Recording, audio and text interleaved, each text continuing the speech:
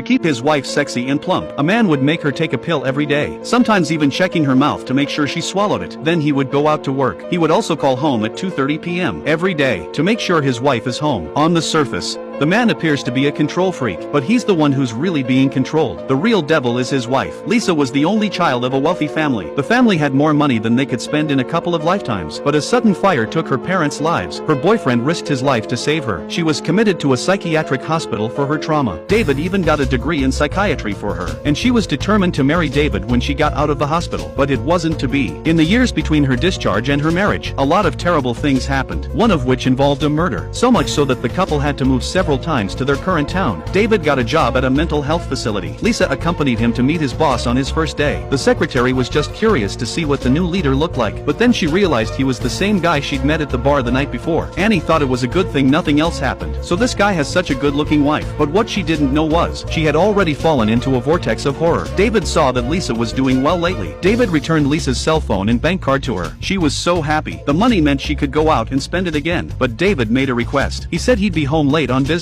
He might even have to work on weekends. He asked Lisa if that was a problem. Lisa said, "You're doing this for the sake of your patients. I don't mind anything as long as you're a good person." That's what she said on her lips though. But then she started looking into the people around David. Annie had just finished dropping off her kids at school, but on her way back, she bumped into Lisa. Annie picked up Lisa and realized it was the leader's wife. She was shocked and said, "So it's you." Lisa pretended to be surprised and asked if we'd met before. Annie explained that she was David's secretary. She had seen a picture of Lisa and David in his office. She didn't want to talk to Lisa too much, but Lisa invited her for a cup of coffee. Annie reluctantly sat down. Lisa asked her a lot of questions about David's work. She also told her that her family had a lot of money. Her job was to be a good rich woman. Annie didn't want to be friends with Lisa, but Lisa's words were too much for her to refuse. Annie went along into the deep end without realizing it. Out of courtesy, she introduced herself. Divorced for 2 years, with a 3-year-old son, she accidentally told her that she was a nocturnal sleepwalker. Lisa was immediately interested, because she refined the ability to control her dreams during her stay at the insane asylum. She began to recognize Annie as one of the same. On her way out, Lisa asked Annie if she wouldn't tell David about their encounter, and her explanation for this was that David didn't like mixing work and life, and Annie happily agreed. Lisa returned home in a happy mood. Thinking of Annie reminded her of a deceased patient. She hummed a little song as she painted. Soon she had a painting of a forest on the wall. David's face changed when he came home and saw the painting. Because of the evidence of murder hidden in this painting, a door appeared out of nowhere in the middle of the forest. The woman pushed the door open and walked through, and her spirit went to her husband's office. But to her surprise, her husband expressed his love for his secretary. These words woke Lisa from her dream. She didn't see what was coming. Annie refused David's proposal. She didn't think it was fair to Lisa, but Lisa didn't feel the same way. She began a series of acts of revenge. Lisa went to the gym where she and Annie used to go. Have the clerk extend her and Annie's membership for 2 years. Figure out how much to pay. Call her at home on her landline tonight at 6 o'clock sharp to let her know. The purpose is to let David know that the one he's in love with has already become her best friend. David's whole body was upset when he got the call from customer service, because this is not the first time this has happened. There was a lady who got a horrible warning from Lisa. David checked Lisa's cell phone. He found out that the two of them had been communicating for 2 months. He didn't say anything to Lisa. He went to Annie's house right away and asked Annie why she didn't tell him. "If I knew Lisa knew you, I wouldn't have gotten so close to you." Annie said, "Lisa told me not to tell you. It's not like I'm lying if I just didn't tell you. You're the one who's a control freak. You call every day to make sure your wife's home. You didn't cause the bruises on her face?"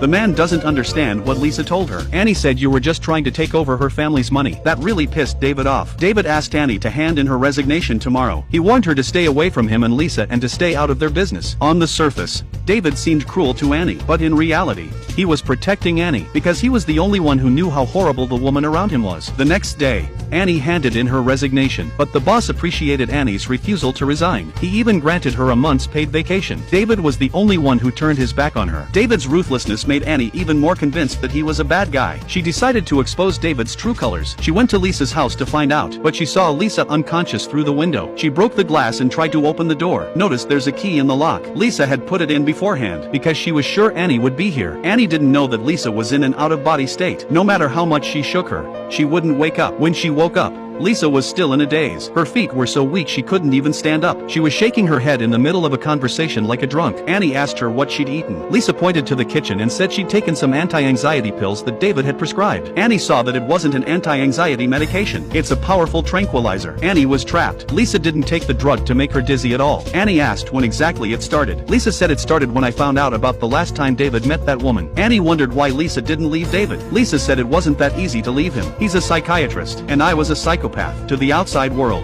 I'm a crazy person, and he had my medical records. There's no way anyone's gonna believe me. Now all I want is for him to fall in love with me again like he did before. That was enough to arouse Annie's sympathy. She snuck into David's office that night. She stole the charts and returned them to Lisa, and encouraged her to pull herself together and leave this man.